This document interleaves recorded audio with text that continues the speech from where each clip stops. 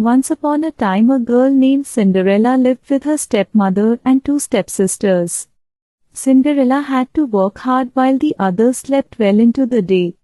It was Cinderella who had to wake up each morning when it was still dark and cold to start the fire. It was Cinderella who cooked the meals. It was Cinderella who kept the fire going. The poor girl could not stay clean from all the ashes and cinders by the fire. "What a mess you are!" her two stepsisters laughed. And that is why they called her Cinderella. One day, big news came to town. It was time for the prince to find a bride. The king and queen were going to have a ball. All of the young ladies in the land were invited to come to the ball. They were wild with joy. They would wear their most beautiful gown and fix their hair extra nicely. Maybe the prince would like them. At Cinderella's house, she now had extra work to do. She had to sew two brand new gowns for her stepsisters. "Faster!" shouted one stepsister. "You call that a dress?" screamed the other. "Oh, dear," said Cinderella. "When can I?" The stepmother marched into the room. "When can you what?" "Well," said the girl, "when will I have time to make my own dress for the ball?" "You!" yelled the stepmother. "Who said you were going to the ball?" "What a laugh," said one stepsister. "A mess like that?" They pointed at Cinderella. All of them laughed. Cinderella said to herself, "Maybe they see a mess when they look at me. But I am not a mess. And if I could, I would go to the ball." Soon the time came for the stepmother and stepsisters to leave for the big party. A fine carriage came to the door. The stepmother and stepsisters hopped inside. And they were off. "Goodbye," called Cinderella. "Have a good time." But her stepmother and stepsisters did not turn around. "Ah," said Cinderella sadly. The carriage rode down the street. She said aloud, "I wish I could go to the ball, too." So it then, poof! All of a sudden, in front of her was a fairy. "Did I?" said Cinderella. "Who are you?" "Why, your fairy godmother, of course. I know your wish. And I have come to grant it."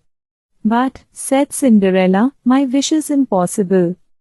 "Excuse me," said the fairy godmother in a huff. "Did I not just show up out of thin air?" "Yes," said Cinderella. "Then let me be the one to say what is possible or not." "Well, I think you know I want to go to the ball, too." She looked down at her dirty clothes. "But look at me. You do look a bit of a mess, child," said the fairy godmother. "Even if I had something nice to wear," said the girl, "I would have no way to get there." "Dear me, all of that is possible," said the fairy. With that, she tapped her wand on Cinderella's head. At once, Cinderella was all clean. She was dressed in a beautiful blue gown.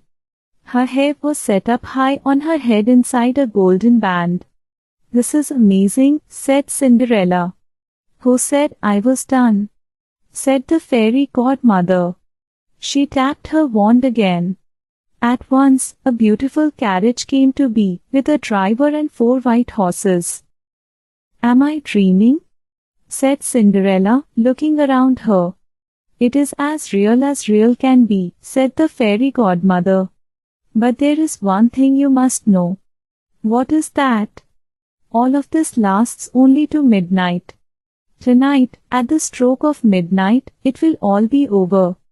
Everything will go back to how it was before."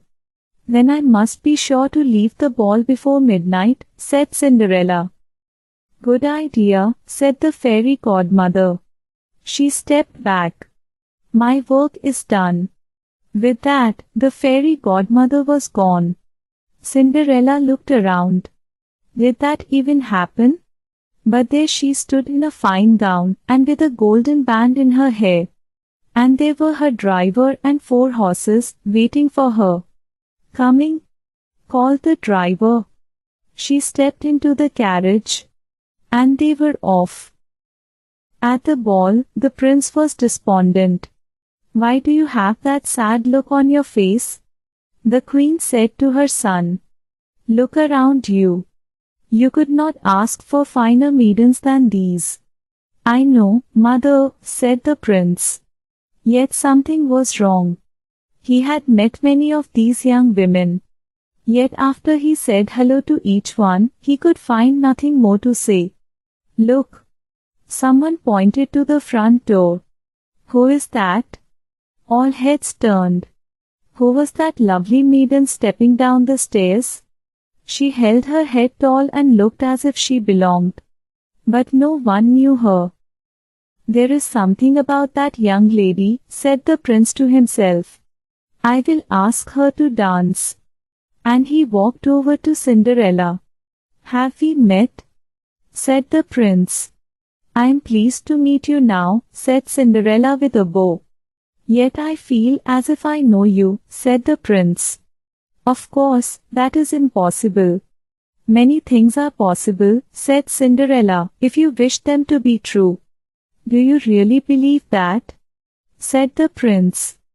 "I know it," said Cinderella. The prince felt a leap in his heart. He and Cinderella danced. When the song was over, they danced again. And then they danced again, and yet again.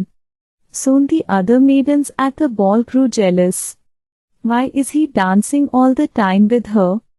they said. "How rude!" But all the prince could see was Cinderella. They laughed and talked, and they danced some more. In fact, they danced for so long that Cinderella did not see the clock. "Dong," said the clock. Cinderella looked up. "Dong," went the clock again. She looked up again. "Oh, my," she cried out. "It is almost midnight." "Dong," rung the clock. "Why does that matter?"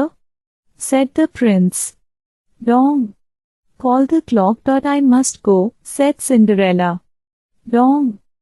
Went the clock. "But we just met," said the prince. "Why leave now?" "Dong." Rung the clock. "I must go," said Cinderella. She ran to the steps.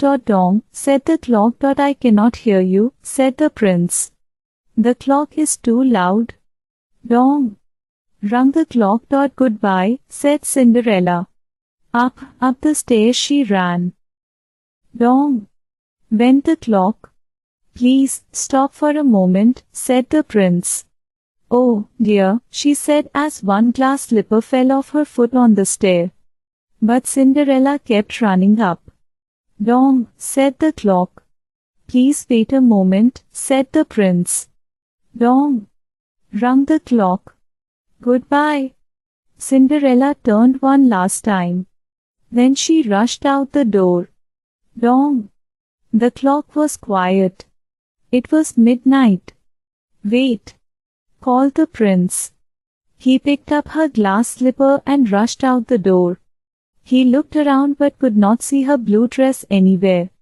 "This is all I have left from her," he said, looking down at the glass slipper. He saw that it was made in a special way, to fit a foot like none other. "Somewhere there is the other glass slipper," he said. "And when I find it, I will find her, too. Then I will ask her to be my bride." From hut to hut, from house to house, went the prince. One young woman after another tried to fit her foot inside the glass slipper. But none could fit. He asked if they had the other glass slipper. But none did. And so the prince moved on. At last the prince came to Cinderella's house. "He is coming," shrieked one stepsister as she looked out the window. "He's at the door," screamed the other stepsister. "Quick," yelled the stepmother. "Get ready. One of you must fit your foot in that slipper. No matter what." The prince knocked. The stepmother flew open the door. "Come in," she said. "I have two lovely daughters for you to see." The first stepsister tried to place her foot in the glass slipper. She tried hard, but her foot would not fit. The second stepsister tried to fit her foot inside. She tried and tried with all her might, too. But no dice. Neither of them had the other glass slipper. "Are there no other young women in the house?" said the prince. "None," said the stepmother. "Then I will go," said the prince. "Maybe there is one more," said Cinderella, stepping into the room. "I thought you said there were no other young women here," said the prince. "None who matter," said the stepmother in a hiss. "Come here," said the prince. Cinderella stepped up to him. The prince got down on one knee and tried the glass slipper on her foot. It fit perfectly. Then, from her pocket, Cinderella took out something. It was the other glass slipper. "I knew it," he cried. "You are the one." "What?" shouted a stepsister. "Not her!" screamed the other stepsister. "This cannot be," yelled the stepmother. But it was too late. The prince looked into her eyes. He knew that Cinderella was the one. He did not see the cinders in her hair or the ashes on her face. "I have